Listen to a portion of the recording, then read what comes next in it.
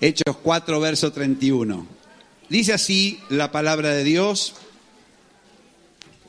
cuando hubieron orado, el lugar en que estaban congregados tembló, y todos fueron llenos del Espíritu Santo y hablaban con denuedo la palabra de Dios. Quiero leerlo de nuevo, y si quieres leerlo conmigo en voz alta, mejor. Cuando hubieron orado, el lugar en que estaban congregados tembló, y todos fueron llenos del Espíritu Santo y hablaban con denuedo la palabra de Dios. El miércoles hemos recibido una palabra tremenda. El enemigo, un enemigo muy poderoso, el imperio de Asiria, vino contra Jerusalén, contra la ciudad de Dios, comandados por un capitán llamado Senaquerib. Y Senaquerib se planta frente a la ciudad de Jerusalén y le habla a los pobladores de Jerusalén, y más o menos lo que les dice es: nadie pudo librar, ninguna nación pudo librarse de nosotros. Ningún Dios de las naciones pudo librar de nosotros a las naciones que hemos conquistado. Así que el rey Ezequías no los engañe, Jehová no los va a poder salvar. Ustedes serán derrotados como cualquier otra nación.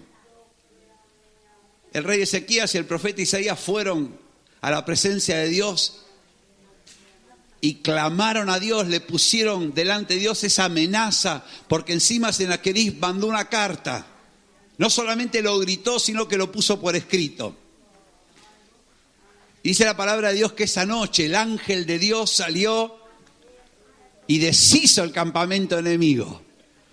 Y Dios intervino y libró la ciudad de Jerusalén, libró a su pueblo del enemigo más poderoso que había en ese tiempo en la tierra. Dios es un Dios que interviene. Dios es un Dios que interviene en la vida de su pueblo. Y la intervención de Dios siempre demanda oración. ¿Cuántos quieren que Dios intervenga en su vida? Pues eso demanda oración. Una demanda que hablemos con Dios, que clamemos a Dios. En el pasaje que acabamos de leer, no estamos hablando del Antiguo Testamento, no estamos hablando de algo que había sucedido, sino estamos hablando de algo que sucedió en el Nuevo Testamento.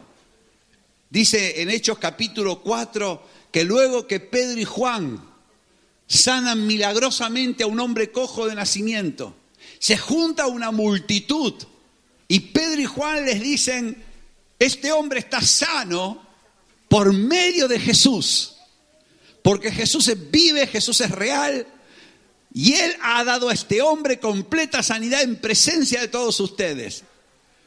Y el efecto de esa predicación, de ese anuncio a una multitud tremenda, es que cuando escuchan que Jesús vive y Jesús es poderoso para sanar al enfermo y levantar al que estaba paralítico, cojo de nacimiento, 5,000 varones, más mujeres y niños, reconocen a Jesús, aceptan a Jesús, se convierten a Jesús, reciben al Señor como Salvador de su vida.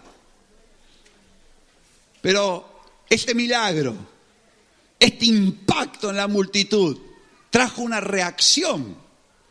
Hechos capítulo 4:1 dice que mientras estaban hablando todavía, vinieron sobre Juan y Pedro los sacerdotes, con el jefe de la guardia del templo, con los saduceos, que eran una secta religiosa, resentidos de que enseñasen al pueblo y resentidos que anunciasen en Jesús la resurrección de los muertos. Y dice que les apresaron y los pusieron en la cárcel hasta el día siguiente porque ya era tarde. ¿Sabes qué? Una reacción tremenda. Hoy en día también hay reacción. Cuando alguien habla de Jesús, cuando alguien dice que Jesús está vivo, Cuando alguien muestra que Jesús es poderoso para sanar un enfermo, levantar un caído, mucha gente cree en Jesús, pero otra gente reacciona resentida, gente que está en contra de Jesús. Los tiempos han pasado, pero la situación no ha cambiado. Así que Juan y Pedro, los primeros cristianos, fueron perseguidos por hablar de Jesús. Hablar de Jesús no fue gratuito. Los apresaron, los metieron en la cárcel. Fueron cuestionados, les preguntaron, ¿pero con qué poder o en qué nombre habéis hecho esto? Y entonces, Hechos 4:8, Pedro, lleno del Espíritu Santo, les habla de Jesús. Les dice de Jesús. Les dice que Jesús es la puerta, que Jesús es el camino, que Jesús es la vida, que nadie viene a Dios si no es por medio de Jesús.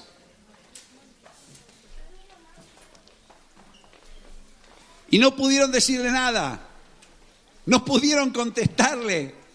Le hablaron con tanta contundencia que no supieron qué decirle.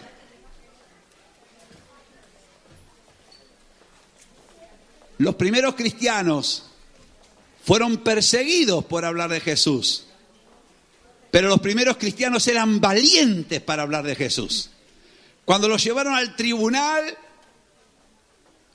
fueron valientes y le dijeron: juzgad si es justo delante de Dios. Hechos 4:19. Obedecer a vosotros antes que a Dios, porque no podemos dejar de decir lo que hemos visto y lo que hemos oído. Y ellos los amenazaron, ellos los soltaron, porque no tenían ningún modo de castigarles por causa del pueblo, porque todo el pueblo glorificaba a Dios, porque el hombre que había recibido el milagro de sanidad tenía más de 40 años sin poder caminar. Nadie podía decir nada. ¿Sabes que los primeros cristianos fueron perseguidos por hablar de Jesús? Fueron valientes al hablar de Jesús, pero sobre todo estaban determinados a obedecer a Dios antes que a los hombres. ¿Por qué es importante esto, hermanos?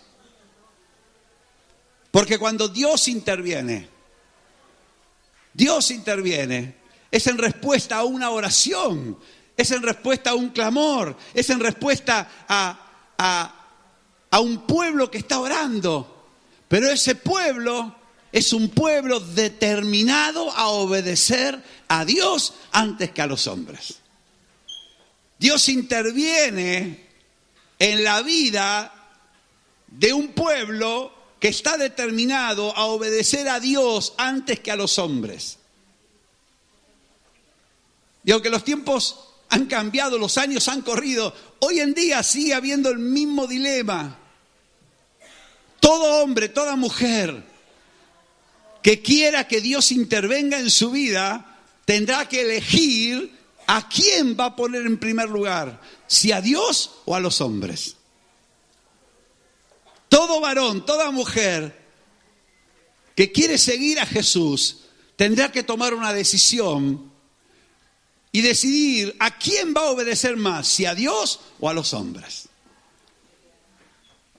El primer mandamiento dice: amarás a Dios con todo tu corazón, con toda tu alma, con toda tu fuerza, con toda tu mente. Y el segundo, amarás a tu prójimo como a ti mismo. Todo varón, toda mujer que elige seguir al Señor, decide a quién va a amar más, si a Dios o a los hombres. Jesús dijo: si alguno quiere venir en pos de mí, niéguese a sí mismo, tome su cruz, sígame. Si alguno viene en pos de mí y ama más algo que a mí, no va a poder ser digno de mí. Si Dios es Dios, Él es el primero. Y si Jesús es Dios, Él es el primero. Alguien dijo que no podemos llamar a Jesús Señor para decirle no. Si le reconocemos como Señor, es para decirle sí. Y los primeros creyentes fueron perseguidos por ser obedientes. Fueron perseguidos por hablar de Jesús. Fueron amenazados, fueron intimados a no hablar de Jesús. pero ellos mantuvieron la decisión y ellos dijeron, miren, no es justo hacerte más caso a ti que a Dios. Lo justo es hacerle más caso a Dios que a ti. No eran personas rebeldes. A veces este versículo lo usan algunas personas para justificar la rebeldía, para justificar la insubordinación. No, es simplemente saber quién es el primero. Nosotros como cristianos somos llamados por Dios a obedecer las leyes, a respetar a las autoridades, a honrar a los gobernantes. Somos llamados, la Biblia dice que por causa del Señor seamos respetuosos y obedientes con las autoridades, excepto que una autoridad quiera que desobedezcamos a Dios. En ese momento nuestra obediencia tiene un límite. En ese momento hay que decirle, mira, no es justo obedecerte a ti antes que a Dios. Tú eres importante, Dios es un poco más importante que tú. Así que el Señor interviene ante una oración, pero esa oración está basada en una determinación, en una obediencia determinada. ¿Cuántos quieren que Dios intervenga en su vida? Pues es necesario que oremos, pero que oremos sobre la base de que estamos haciendo lo que Dios quiere. Que oremos sobre la base de que estamos determinados a hacer lo que Dios quiere. ¿Sabes? A veces hay personas que le preguntan algo a Dios, pero ya tienen la respuesta. Es como aquel que dice, Señor Dios, dame mi esposa. Señor, necesito una esposa. Dame, Señor, la mujer que tú tengas, pero que sea María. O dime lo que tengo que hacer, pero dime lo que yo quiero que digas. Y claro, entonces Dios dice, mira, no puedo intervenir porque tú estás obstinado en hacer lo que tú quieres. Tú no estás determinado a hacer lo que yo quiero que hagas. Pero cuando un hombre, una mujer, cuando un pueblo, cuando una iglesia están haciendo lo que Dios quiere que haga y están determinados a obedecer a Dios antes que a los hombres, entonces Dios escucha la oración. Cuando tú oras y le preguntas algo al Señor, pero realmente estás determinado en hacer lo que Él te diga, Dios intervendrá.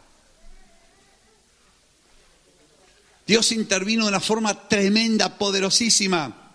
¿Sabes? Dice la palabra de Dios en Hechos capítulo 4, 23, que puestos en libertad, vinieron a los suyos y le contaron todo lo que los principales sacerdotes y ancianos les habían dicho.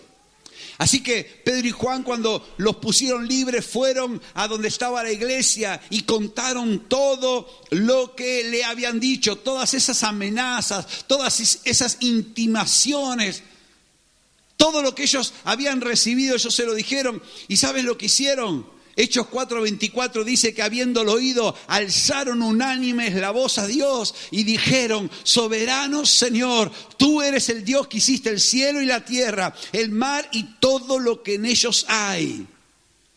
¿Sabes que cuando Pedro y Juan vinieron a donde estaba el resto de la iglesia y les contaron cómo los habían amenazado, los habían metido presos, los habían intimado, ellos se pusieron de acuerdo para clamar a Dios? ¿Cuántos quieren que Dios intervenga en su vida?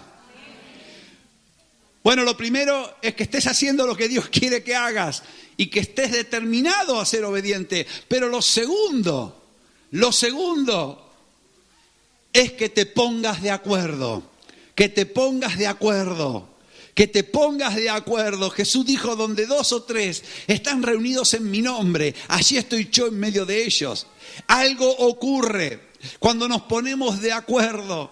¿Sabes que los primeros cristianos que estaban determinados a obedecer a Dios, cuando recibieron persecución, cuando fueron amenazados, ellos buscaron al resto de los creyentes y se pusieron de acuerdo para clamar a Dios? Alzaron la voz unánime. Necesitas ponerte de acuerdo para clamar a Dios. Hermanos, a veces hay un problema. Estamos haciendo lo justo, estamos haciendo lo correcto, estamos haciendo lo que tenemos que hacer y de pronto parece que vienen más problemas. Parece que el diablo se levanta contra nosotros. como ocurrió en los días de Senaquerib. Después de aquella fidelidad vino Senaquerib. Pero si tú estás ahí determinado a hacer lo que Dios quiere, cuando recibes la amenaza, tienes un arma poderosa: ponerte de acuerdo con el pueblo de Dios. Juntarte con hermanos y decir: hermanos, miren lo que está pasando. Vamos a orar juntos. Vamos a pedir juntos. Vamos a clamar juntos. Jesús dijo: donde 2 o 3 estén congregados en mi nombre, allí estoy yo en medio de ellos. Y si 2 o 3 de vosotros os ponéis de acuerdo acerca de cualquier cosa que pidáis, el Padre que está en el cielo lo hará. La iglesia no se juntó para discutir. La iglesia no se juntó para quejarse. La iglesia no se juntó para resignarse y decir: bueno, y sí, ¿qué se va a hacer? Así son las autoridades. No, hay una salida que es clamar a Dios, ponernos de acuerdo para clamar a Dios. A veces en las familias, cuando hay un problema, por ejemplo un problema económico, después vienen las discusiones. No, pero te dije que no gastaras. No, pero te dije esto. La discusión nunca arregla nada. Ninguna discusión produce billetes en la mesa. Nada. Uno puede irritarse, uno puede enfadarse, uno puede deprimirse, uno puede angustiarse, uno puede llorar. La cantidad de dinero va a ser siempre la misma. Lo único, se van a añadir problemas por todas las discusiones. Hay un remedio mucho más eficaz, que es: vamos a ponernos de acuerdo para clamar a Dios. Tenemos un Dios que interviene en medio de los problemas. Tenemos un Dios que interviene en medio de las dificultades. Qué bueno es cuando en casa nos ponemos de acuerdo para orar y clamar y pedir que Dios intervenga. Qué bueno cuando en una ciudad la gente clama a Dios. Qué bueno cuando una nación clama a Dios. Dios interviene. Dios responde. Y alguno diría: pero oye, ¿no podría yo quedarme en mi casa cómodamente, en mi habitación o en mi sofá y clamar?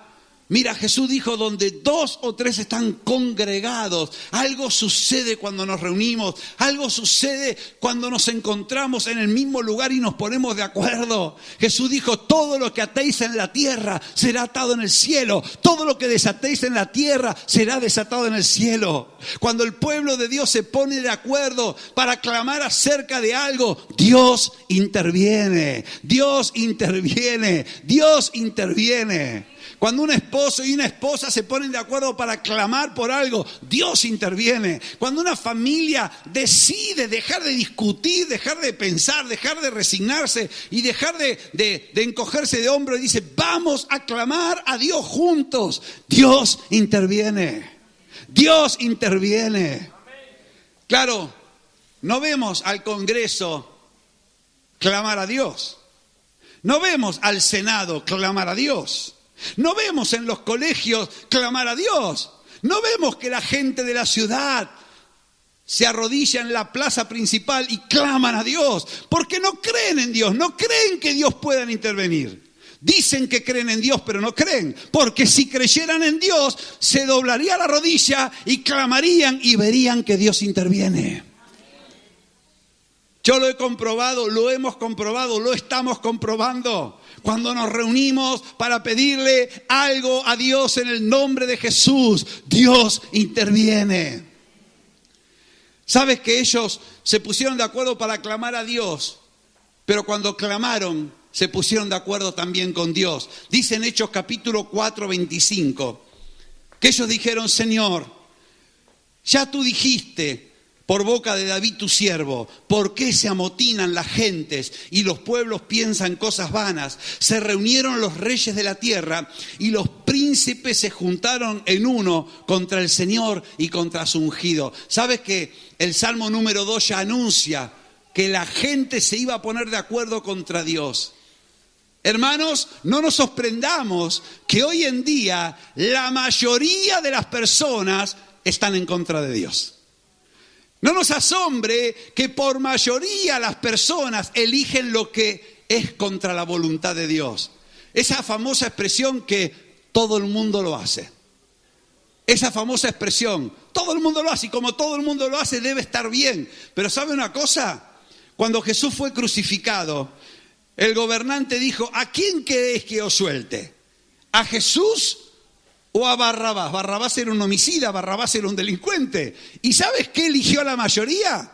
Al delincuente, a Barrabás. Y todos dijeron, crucifícale a Jesús. Hermanos, la opinión de la mayoría no siempre tiene razón, porque muchas veces la mayoría está en contra de Dios. Pregúntale si no a un joven cristiano que va al instituto y él es el único cristiano que hay.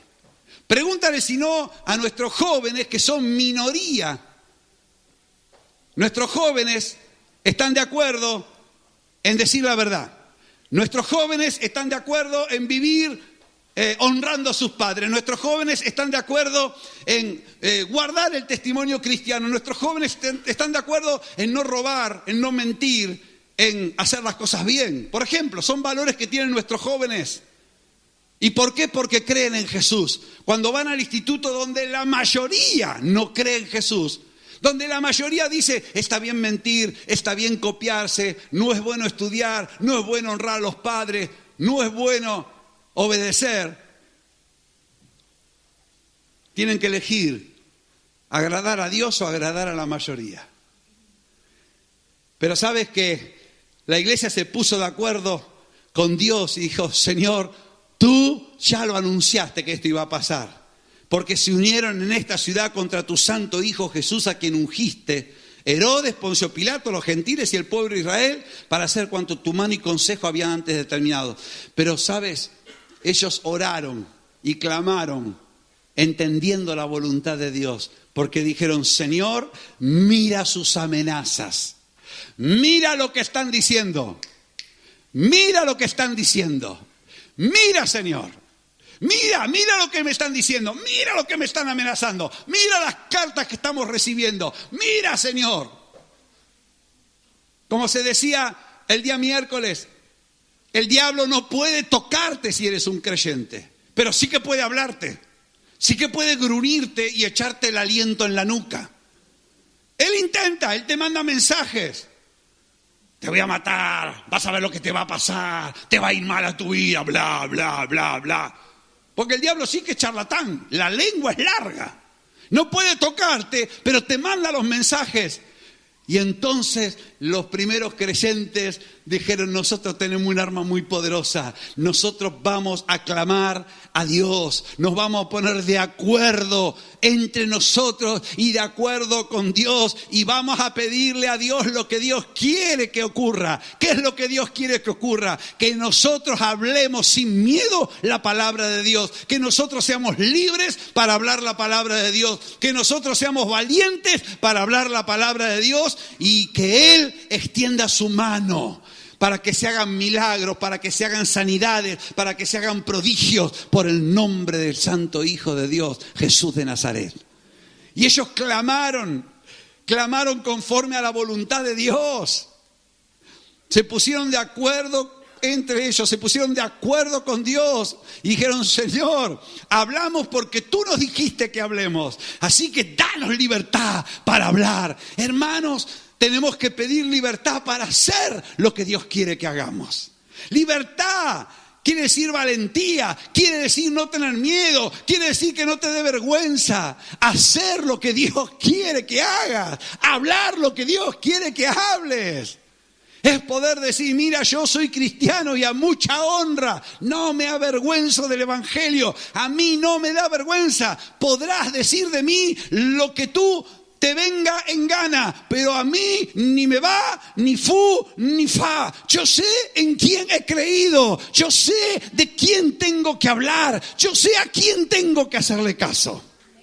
Dale un aplauso al Señor que da libertad, que da valor, que da coraje para decir todo lo que hay que decir. Aleluya. ¿Sabes? Dios interviene cuando un pueblo ora puesto de acuerdo y puesto de acuerdo con Él. Y sabes que alguno podría decir, ¿y qué puede hacer Dios? Esta es la gran pregunta. ¿Y qué puede hacer Dios? Bueno, Dios puede hacer cosas muy grandes. ¿Sabes que cuando la iglesia oró en Hechos 4:31 dice, cuando hubieron orado.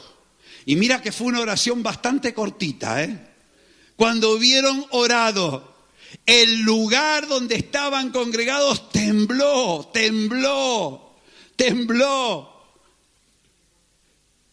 El poder sobrenatural de Dios se manifestó haciendo temblar el lugar.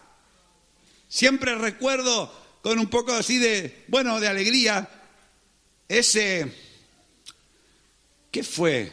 1 de noviembre, si no me equivoco, que fuimos al hotel H10 aquí en Estepona para un día de iglesia y nos dieron un salón grande como este. Y había a la entrada del salón, había una ochava ahí, un recibidor. Y empezamos a orar. Y mientras estaba orando, el falso techo del recibidor se vino al suelo. Le pasó a 2 centímetros de la espalda de Walter, que estaba filmando con la cámara. Los del hotel se asustaron, ¿te imaginas? Se cae un techo con gente adentro. Pero ninguno sufrió el más mínimo daño. Cuando la iglesia en Argentina, en la peor crisis de su historia, decidió reunirse a orar, se juntaron casi 1 millón de personas en el lugar más céntrico de la capital. Y cuando oraban por el país, hubo un temblor. Los edificios temblaron. No fue el metro, no había ningún terremoto, pero el lugar tembló. Algo pasa cuando la iglesia se pone de acuerdo y se pone de acuerdo con Dios y pide que Dios intervenga. Dios interviene. Dicen que cuando Jesús estaba en la tumba, un ángel del cielo, mira, un ángel, no fue Dios, un ángel bajó. Y cuando bajó se ve que no calculó bien la distancia y aterrizó fuerte y hubo un terremoto porque un ángel aterrizó. Imagínate si aterriza el Dios que hizo los cielos y la tierra. ¿Cómo no va a temblar el lugar? ¿Sabes que la intervención de Dios está basada en una oración de un pueblo que es obediente y determinado? Está basado en la oración de un pueblo que se pone de acuerdo con Dios, pero está basada en la oración que espera el poder sobrenatural de Dios. Tercer punto. El poder sobrenatural de Dios. El reino de Dios no es palabras, el reino de Dios es poder.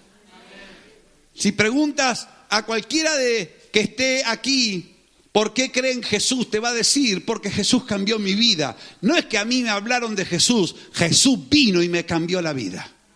Me cambió la vida. Hizo cosas concretas, cosas que toda mi vida yo intenté cambiar y no pude cambiar. Cosas que intentaron cambiarme y no lo lograron. Pero vino Jesús y cambió mi vida.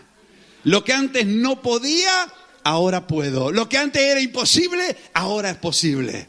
Y sabes que cuando la iglesia oró y pidió la intervención de Dios, Dios intervino. Hubo un temblor sobrenatural. No era un terremoto, era un temblor sobrenatural. Pero ocurrió algo mejor todavía. Todos fueron llenos del Espíritu Santo.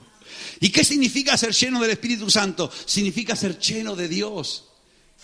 Muchas personas creen que Dios está en algún lugar del universo. Muchas personas creen que todo es Dios. Dios está en los árboles, en las plantas, en las piedras, en las rocas. Muchas personas creen que Dios no existe. También está la otra. Dios no existe. Yo nunca lo he visto. Pero cuando invocamos al Señor, cuando invocamos al Padre en el nombre de Jesús, Él viene y te llena con el poder de su Espíritu Santo. Dios en persona viene y entra. Jesús dijo, si alguno abre la puerta, yo estoy llamando, si alguno abre la puerta, yo entraré a Él y esa noche cenaré, Él conmigo y yo con Él. Él entra y llena con el Espíritu de Dios. Dios viene y llena tu vida, te llena, no está fuera, ahora está dentro. No está afuera, no está lejos, ahora está dentro tuyo. Te conviertes en la oficina ambulante del Dios que hizo el cielo y la tierra. Jesús viene y entra en tu vida y tú lo sientes. Algunos dicen, ¿por qué lloro? Bueno, porque Dios está aquí. ¿Por qué me tiemblan las piernas? Porque Dios está aquí. ¿Por qué siento como si fuera una electricidad? Porque Dios está aquí. Dios está aquí. Y no solamente está aquí, quiere entrar en ti, habitar en ti. Dios no es una religión, Dios no es un código de circulación que yo tengo que seguir para que no me denuncie la Guardia Civil Angelical y no me ponga una multa eterna. Dios quiere vivir, morar dentro tuyo, convertirte en la habitación del Espíritu Santo. Dios no habita en templos hechos de mano. Dios no habita aquí. Yo lamento si alguno piensa que cuando nosotros nos vamos Dios se queda aquí. Dios no se queda aquí. Como mucho le dirá un par de ángeles, guárdame el lugar donde se junta mi iglesia. Y eso sí le pedimos, Señor, manda a tus ángeles, por favor. Pero Dios no queda aquí. Dios habita dentro de los creyentes que confían a Jesús de Nazaret. Aleluya. Dios se va con cada creyente. Y no se va el día lunes, no dice, bueno, ahí te dejo, me quedo en tu casa, vete a trabajar, que cuando vengas seguimos hablando. Se va contigo al trabajo, se va contigo cuando juegas fútbol, se va contigo cuando vas a la playa. Y eso es lo que ocurrió. Fueron llenos del Espíritu Santo a rebosar, a tope. Pero no solamente eso, todos hablaban con denuedo y libertad la palabra de Dios. ¿Sabes una cosa? Cuando alguien te amenaza, lo primero que hace es taparte la boca.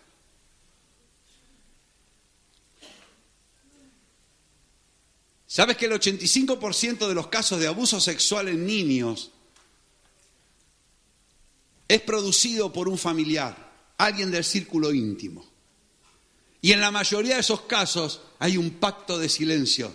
El abusador, el pederasta le dice al niño, no digas nada, porque te voy a hacer algo a tu papá o a tu mamá. Y los niños se callan. Y uno dice, pero ¿cómo este niño no le dijo nada a su papá y a su mamá? Por el miedo, por la amenaza. Pero cuando viene el Señor, cuando te llena con el Espíritu de Dios, ahí no hay miedo, ahí no hay temor, ahí tú abres la boca y hablas con valor.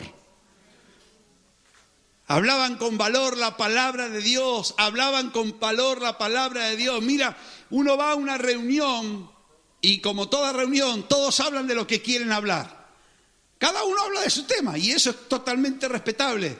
Pero por ahí tú dices, bueno, yo quiero hablar de Jesús. No hables de Dios, acá no metas a Dios. Dios no. Oye, yo te tengo que escuchar a ti, que me cuentas la historia de tu vida, porque tú no me vas a escuchar a mí, que te quiero contar la mía. Pero te intimidan, te amenazan. No me hables de Dios. Pero ¿por qué no puedo hablarte, tío? Yo te he escuchado a ti, ahora tú escúchame a mí. Ahora que me crea o no, ya es cosa tuya, yo no te obligo. Pero ven cómo funciona. Pero cuando el Espíritu de Dios te llena, abres la boca y hablas sin temor. Hablas con libertad. Y sabes, algo sucedió, lo más grande, porque el temblor fue grande, pero la llenura del Espíritu Santo fue más grande. Y eso fue bonito, pero el hablar sin temor es mejor todavía que ser lleno del Espíritu Santo. Pero hay algo que fue más grande que esto. Dice en Hechos capítulo 4:32, la multitud de los que habían creído eran de un corazón y un alma, y ninguno decía ser suyo propio nada de lo que poseía, sino que tenían todas las cosas en común. Y con gran poder los apóstoles daban testimonio de la resurrección del Señor Jesús, y abundante gracia era sobre todos ellos. ¿Saben lo que sucedió? La gente cambió su manera de administrar. Y en vez de decir, esto es mío, la gente decía, lo que yo tengo es de Dios, yo soy el administrador. Y administraban los bienes materiales y administraban los bienes espirituales. Los apóstoles hacían grandes milagros, grandes señales, grandes prodigios, daban testimonio de Jesús. La iglesia dejó de decir, esto es mío, esto es mío, esto es mío, para decir, yo soy un administrador. Y voy a hacer con lo que Dios me ha dado, lo que Dios quiere. La gracia se derramaba por todos lados. Hermanos, al principio te dije, ¿no? Que Pedro y Juan hicieron un gran milagro y una multitud creyó, pero vinieron para atemorizarlos, vinieron para amedrentarlos, vinieron para frenarlos, vinieron para impedirles. Pero ellos se determinaron a obedecer a Dios antes que al hombre. Ellos se pusieron de acuerdo para orar. Y ellos oraron esperando que Dios intervenga con poder. Y digo esto porque hoy algunos de nosotros van a dar un paso de fe muy importante, que es el bautismo. Es un paso, no es el final de la vida cristiana, es simplemente un paso. Así como una boda no es el final de la vida, es el comienzo de una vida. La boda es el comienzo de una vida juntos. No es la meta, es una decisión, un pacto. El bautismo es una decisión que hemos entrado en un pacto con Dios para caminar juntos hasta el fin. Y sabes que cuando tú decides, y alguno dice, pero ¿por qué no podría venir el pastor a mi piso y en mi baño me mete en la bañera, nadie me ve, no paso vergüenza? Bueno, porque así como nos casamos y lo hacemos público para que todo el mundo se entere, cuando creemos en Cristo también lo hacemos público, para que todo el mundo sepa que Jesús es real y que Jesús cambia vida. Pueden venir las amenazas, pueden venir las intimidaciones, puede ser que alguno se burle de ti, te ataque, pero tú tienes un remedio poderoso. Primero, determínate a obedecer a Dios antes que al hombre. Segundo, ponte de acuerdo para orar, no te quedes solo, busca a tus hermanos, busca a los que creen y oremos juntos. Tercero, Dios va a intervenir con poder. No sé si va a temblar tu casa, no sé qué va a pasar, pero vas a ser lleno del Espíritu Santo y vas a ser libre para hacer y hablar todo lo que el Señor quiere que hables. Aleluya. Y la gracia de Dios se va a derramar en tu vida. Yo quiero invitarte en este día, antes de pasar al tiempo de bautismo, a pensar qué te está amenazando. Tal vez tú has estado haciendo lo correcto, pero te ha venido encima amenazas. El miedo ha llamado a tu puerta para apagarte, para intimidarte, para frenarte. Has sido fiel, has hecho lo que tenías que hacer y parece que todo se te viene encima.